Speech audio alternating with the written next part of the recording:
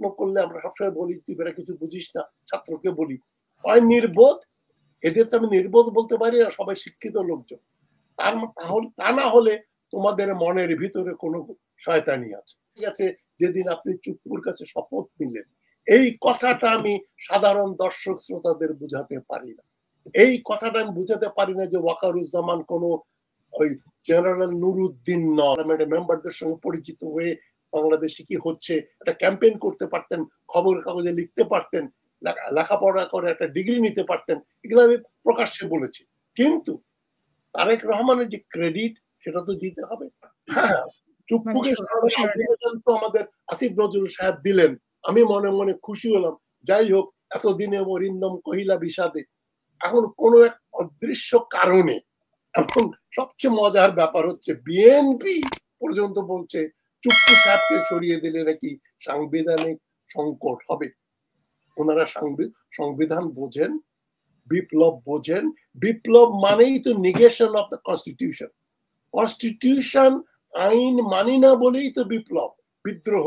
তোমার আইনই যদি মেনে নিলাম তাহলে আবার বিদ্রোহ হয় কি করে? সেখানে নির্বাচন হয়, নির্বাচনে সরকার পরিবর্তন হয়। বৈপ্লবিক সরকার এবং নির্বাচিত সরকারের মধ্যে আকাশ পাতাল পার্থক্য থাকে। এটা বিএনপি নেতৃবৃন্দ ঠিকই বোঝে। আমি ওদের অনেকে প্রোফাইল জানি। আমি বিএনপিকে, জিয়াউর রহমানকে ভালোবাসি, খালেদা জিয়াকে ভালোবাসি বলেই বলছি, ভেতরে প্রচুর প্রচুর প্রচুর রয়ের এজেন্ট বহাল তবিয়তে বড় বড় জায়গায় বসে আছে। আমি সালাউদ্দিন সাহেবকে খুব পছন্দ করতাম, যে সালাউদ্দিন সাহেবকে শিলংয়ে আটকে রেখেছে। শিলং থেকে উনি আমাকে ফোন করতেন, কথা হতো, সহানুভূতি জানাতাম। আমি ওনাকে বললাম আপনি এখনই রাত্রেবেলা পালিয়ে চলে আসেন না কেন? বলে আসলে হাসিনা আমাকে গ্রেপ্তার করবে। I gave him the benefit of doubt. এখন ভারত থেকে ফিরে এসে যিনি যে কথা বলছেন, আমার তো আক্কেল গুড়ুম, যে বলে কি এখনই নির্বাচন দিতে হবে এবং চুপ্পু ওয়াকার এ সম্বন্ধে কোন রকম কিছু করা যাবে না, সাংবিধানিক সংকট হবে। আরে চুপ্পুকে লাথি মেরে জেলখানায় ঢুকালে কিসের সংবিধান? তুই বেটা ট্রেইটার, তোকে আমরা এত দেরিতে হলো ঢুকাচ্ছি। এই হওয়া উচিত ছিল অ্যাটিটিউড। এগুলো বলে দেখেন আমার ব্লাড প্রেশার হাই হয়ে যায়। মানে এই ধরনের কথাবার্তা যারা বলে তাদেরকে আমি হয় বলি নির্বোধ, মানে টিচার হিসেবে যেটা ওই উল্টা পুল্টা প্রশ্ন করলে আমরা সবসময় বলি তুই বেটা কিছু বুঝিস না, ছাত্রকে বলি হয় নির্বোধ, এদের তো আমি নির্বোধ বলতে পারি না, সবাই শিক্ষিত লোকজন। তা না হলে তোমাদের মনের ভিতরে কোনো শয়তানি আছে। এজন্য তোমরা বলো নির্বাচন এক্ষুনি দিতে হবে, আর চুপ্পুকে সরানো যাবে না, খবরদার খবরদার, কেন মোদির দাদা বলে দিয়েছে। মোদি দাদার নির্দেশে সরকার চলছে। আমি সারোয়ার সাহেবের সঙ্গে একমত, ডক্টর ইউনূসের উচিত ছিল একটা রেভলিউশনারি গভর্নমেন্ট করা। আমি প্রথম দিনই বলেছিলাম, 5ই আগস্ট বলেছিলাম, এখন একটা রেভলিউশনারি কমান্ড কাউন্সিল RCC করা উচিত, যেটা কর্নেল নাসের করেছিলেন, কর্নেল কাদ্দাফি করেছিলেন লিবিয়াতে, নাসের ইজিপ্টে করেছিলেন। বিপ্লবের পরে কিসের কনস্টিটিউশন, কিসের প্রেসিডেন্ট, কিসের রাজা, কেউ নাই। নেপোলিয়ন ওই যে পার্লামেন্টে ঢুকে তাকে বলেছিল তোমার অথরিটি কি, উনি তরবারি বের করে বলেছিলেন this is my authority, sword. আমি বহুবার বলেছি ডক্টর ইউনূসের হাতে এখন নেপোলিয়নের তরবারি, তিনি তরবারি নিয়ে এনে বলবেন আমি রাষ্ট্রপ্রধান। মাহমুদুর রহমানও বলেছেন ওনার রাষ্ট্রপ্রধান হওয়া উচিত। তারা উনি চুপ্পুর কাছে গিয়ে শপথ নিলেন। প্রথমে তো ফাউল কাজটা করলেন, ভয় ভয় পেলেন না কি পেলেন বা কেন এটা করলেন? ওনার মামলাগুলো বাতিল করে দেওয়ায় ওদের উদ্দেশ্য ছিল। তারেক রহমানের মামলা তো উজ্জ্ব হয় না। খালেদা জিয়া তো এখনো সম্পূর্ণ মুক্ত ব্যক্তি নন। একটা আমার মামলা তো উজ্জ্ব হয় নাই। পিনাকি ভট্টাচার্যের মামলা বোধহয় সেদিন উচ্ছেদ উৎখাত করা, নাকচ করা হয়েছে। কই আপনি তার যেটা ব্যারিস্টার ওই অ্যাডভোকেট মহসিন রশিদ সাহেব বলেছিলেন এক টক শোতে, আপনার অনুষ্ঠানেই বোধ হয়, যে আমি 7 দিনের মধ্যে তারেক রহমানকে ঢাকায় দেখতে চাই। কই ডক্টর ইউনূস কি কানে যায়নি? গেছে। তিনি সাহস পান না। তিনি একটা কাউন্টার রেভলিউশনারি গভর্নমেন্ট করছেন। তিনি কোন রেভলিউশনারি গভর্নমেন্ট করছেন না, তিনি প্রতি বিপ্লবী একটা সরকার করছেন এবং কারোরই কোনো বিচার করতে চান না। উনি ভালো মানুষ হিসেবে আসছেন, ভালো মানুষ হয়ে নির্বাচন দিয়ে চলে যাবেন, যেন সবকিছু স্বাভাবিক ব্যাপার। যেন 4-5 হাজার ছেলে মারা গেছে এটা কোনো ব্যাপার না। উনি বললেন ছাত্ররা আমাকে এনেছে, তাহলে ছাত্ররা সমন্বয়করা এনেছে, তাদের কথা মতো আপনি চলেন না কেন? আপনি যেগুলো বলেন সবই তো প্রতি বিপ্লবীর কথা। আপনি একজন সম্মানিত ব্যক্তি। আমি উনাকে আমার টক শোতে বলেছি, আপনি মানে দয়া করে সরে যান। আপনি বলেছেন যে বুড়ো বয়সে আমি কোনো বদনাম নিতে চাই না। আপনার বদনাম সিল হয়ে গেছে যেদিন আপনি চুপ্পুর কাছে শপথ নিলেন। এই কথাটা আমি সাধারণ দর্শক শ্রোতাদের বুঝাতে পারি না। এই কথাটা আমি বুঝাতে পারি না যে ওয়াকারুজ্জামান কোন ওই জেনারেল নুরুদ্দিন নন। নুরুদ্দিন এরশাদকে বলেছিলেন যে আমি সেনা অপারেশন করব না, এবং সেজন্য এরশাদ বাধ্য হয়েছিল পদত্যাগ। কিন্তু ওয়াকারুজ্জামান তো সেটা বলেনি। 4 তারিখে যখন অবস্থা পানি মাথার উপর উঠে গেছে, ওয়াকারুজ্জামান বুঝতে পেরেছে প্রায় কোটি খানিক লোক রাস্তায় নেমেছে, গণভবনে যাচ্ছে। তিনি প্রধানমন্ত্রীকে 45 মিনিট সময় দিয়ে পার করে দিলেন এবং সাধারণ লোকের কাছে ওয়াকারুজ্জামান হিরো হয়ে গেলেন। আরে ওয়াকারুজ্জামান হিরো হলে তো সে আর জেনারেল যেগুলা ডিজিএফআই এর প্রধান ছিল, আয়নাঘর চালাতো, উনি বলতেন যে আয়নাঘর না তিনি জানতেনই না। যদি না জানতেন তাহলে তো অযোগ্য।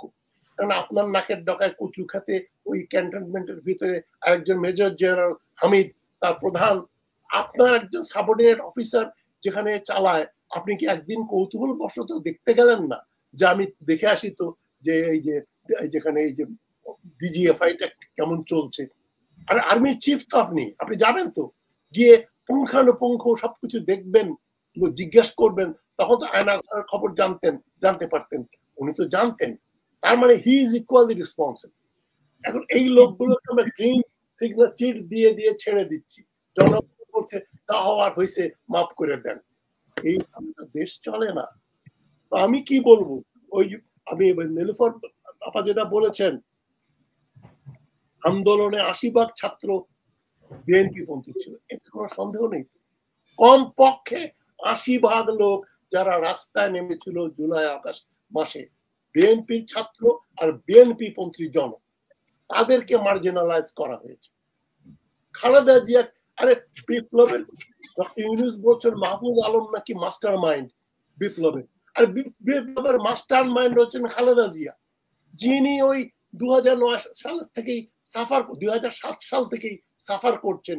তার বিরুদ্ধে মিথ্যা মামলা, তাকে জেলে রাখা, তাকে চিকিৎসা করতে না দেয়া। আরে হিরো তো হচ্ছেন খালেদা জিয়া, আর নাম যাচ্ছে মাহফুজ আলম, কোন ছাত্র নেতা নাকি মাস্টার মাইন্ড। আর ১৫ বছর যারা আমরা আন্দোলন করলাম দেশে বিদেশে বসে, তারা কি? তারা কিছুই না। তো যাই হোক, আমরা কোনো ক্রেডিট চাই না। যার ক্রেডিট প্রাপ্য তারেক রহমান এবং খালেদা জিয়া। একটা লোককে যার বিরুদ্ধে কোনো মামলা প্রমাণ হয়নি, তারেক রহমানের আমি খুব বিরাট ভক্ত, ফ্যান নই। তার যে দুর্বলতা সেগুলো আমি বলি যে উনি বিলাতে গিয়ে প্রেস কনফারেন্স করতে পারতেন, উনি ব্রিটিশ পার্লামেন্টের মেম্বারদের সঙ্গে পরিচিত হয়ে বাংলাদেশে কি হচ্ছে একটা ক্যাম্পেইন করতে পারতেন, খবরের কাগজে লিখতে পারতেন, লেখাপড়া করে একটা ডিগ্রি নিতে পারতেন, এগুলো আমি প্রকাশ্যে বলেছি। কিন্তু তারেক রহমানের যে ক্রেডিট সেটা তো দিতে হবে। যার বিরুদ্ধে বিচারক মোতাহার হোসেন বোধহনের নাম, যাকে বিচার করে নিরপরাধ চিট দিয়ে, এখানে ব্যারিস্টার সাহেব আছেন, সারোয়ার সাহেব আছেন, আচ্ছা এক লোককে আপনি ক্লিন চিট দিয়ে বিচারে বলছেন নিরপরাধ। নিরপরাধ বলে দেওয়ার পরে ২০০৮ সালে উনি বিলাতে চলে যাওয়ার অনুমতি পেলেন। তারপর ২০০৯ সালে হাসিনা এসে তার বিরুদ্ধে বলছে অস্ত্র মামলা, গ্রেনেড ছোড়ার মামলা। ওই গ্রেনেড ছোড়ার উপরে আমি রিসার্চ করেছি, আমার বইতে আমি লিখেছি 50 ইয়ার্স অফ বাংলাদেশ। ওই গ্রেনেড ছুড়েছিল উলফা, যে উলফার নেতাদেরকে হাসিনা ছেড়ে দিয়েছিল ওই জন্য। এখন উদর পিন্ডি বুদর ঘাটে চড়িয়ে তারেক রহমানের বিরুদ্ধে এতগুলো মামলা, এই মামলাগুলো আসিফ নজরুল যদি রিয়েলি সিনসিয়ার হতেন, তো যেদিন সরকার গঠন হলো তার ৪-৫ ঘন্টার ভিতরেই যত রকম মিথ্যা মামলা আছে, তার খালেদা জিয়ার সম্বন্ধে অভিযোগ হচ্ছে, তারেক রহমানকে সঙ্গে সঙ্গে ক্লিন চিট দেওয়া উচিত ছিল। উনি ইচ্ছা করলে এখন দেশে আসতে পারেন। That should have been executive order from doctor ইউনূসের অফিস। ওইটা ওনারা ফেল করেছেন, ফেল করেন নাই। উনারা মোদি এবং হাসিনার নির্দেশ অনুযায়ী, চুপ্পু এবং ওয়াকারের নির্দেশ অনুযায়ী তারা তারেক রহমানকে দেশে আসতে দেয় না। আমি কোনো বিএনপি দল করি না, আমি তারেক রহমানের গুণগ্রাহী কিছু না, কিন্তু আমি যে সত্য যার যা ক্রেডিট দিতে হবে। খালেদা জিয়ারও অনেক ভুল উনি করেছেন, মানে এই যে তার ভুলের জন্যই এই কর্নেল ফারুকদের ফাঁসি হয়েছে। যারা 15ই আগস্ট করলো তারা আমাদের হিরো। 15ই আগস্ট না হলে 7ই নভেম্বর হতো না, 7ই নভেম্বর না হলে জিয়াউর রহমান আসতেন না। কর্নেল ফারুক ডালিম যারা বিপ্লব করলেন সে লোকগুলোকে জেলে দিয়ে দেওয়া হলো, ফাঁসি দেওয়া হলো। খালেদা জিয়া দ্বিতীয়বার প্রধানমন্ত্রী হয়ে তাদের ছাড়িয়ে আনতে পারতেন। সুতরাং খালেদা জিয়াকে আমি নির্দোষ মনে করছি না, but she is our hero, she is a master mind of the revolution. আমার এই বক্তব্য আমি এই কথা বল ঘুরে ফিরে একটা কথাতেই আসে, ইউনূস সরকার ফেল করেছে। এখন আমি বলছি মানে মানে ভাই আপনি সম্মান নিয়ে চলে যান, আপনি বলেন সমন্বয়কদের বলেন যে তোমরা একটা নেপোলিয়ন খুঁজে বের করো, আমার সামর্থ্য অনুযায়ী আমি চেষ্টা করেছি, আই হ্যাভ ফেইল। এটা বলতে তো ওনার বললে ওনার সম্মানও থাকে, ওনার মর্যাদাও থাকে, দেশটাও বাঁচে। দেশটা এখন চারদিক দিয়ে ভারতীয় মিডিয়া দেখেন না যেভাবে ইউনূস সরকারের বিরুদ্ধে লেগেছে, এখানে নাকি হিন্দু মেরে শেষ করে ফেলা হচ্ছে, স্বাধীনতা নাই, বাংলাদেশ জঙ্গি দিয়ে ভর্তি হয়ে গেছে। এই অপপ্রচার গুলো আমি লেখা লিখছি, টকশোতেও বলেছি যে ভারতীয় মিডিয়া চায় না ডক্টর ইউনূস সরকার থাকুক। তাহলে আপনি উনি তাহলে হয় সরকার উনি বসুন, আবার সরকার সাহেব যেটা বললেন আরেকবার উনি শপথ নিয়ে বলেন আমি আজকে শপথ নিচ্ছি, আবার আমি রাষ্ট্রপ্রধান এবং আমি শাহাবুদ্দিন চুপ্পুকে ডিসমিস করছি রেভলিউশনারি সরকারের প্রধান হিসাবে, এবং তার বিরুদ্ধে বিচার হবে, ইনভেস্টিগেশন হবে, আপাতত জেলে যাবে, তারপরে বিচার হবে। করছি যে যে জেনারেলরা মানুষ হত্যায় দায়ী ছিল, চায়না ঘর চালিয়েছে, মানবাধিকার লঙ্ঘন করেছে, গুলি করেছে, ওই সমস্ত কর্নেল, ওই সমস্ত এই জন্য আমি আমার বক্তব্য শেষ করছি এখানে, যে ওইটা যদি উনি করতেন আমি বলতাম হ্যাঁ সংস্কার হয়েছে। কিসের সংস্কার? কিছু। ধন্যবাদ।